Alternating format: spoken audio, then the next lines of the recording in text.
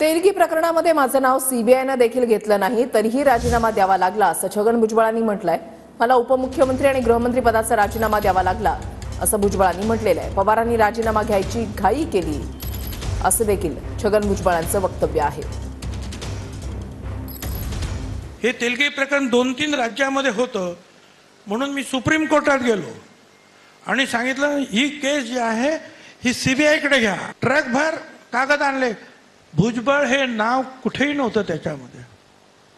मला सांगा, ज्या प्रकरणामध्ये माझं नाव सीबीआयने सुद्धा घेतलं नाही, उपमुख्यमंत्री म्हणून मला राजीनामा द्यावा लागला, होम मिनिस्टर म्हणून मला राजीनामा द्यावा लागला।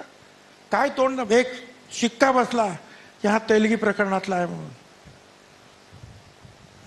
मला पवार साहेबांना सांगायचं, साहेब काय राजीनामा घेण्याची घाई तुम्ही केलीत।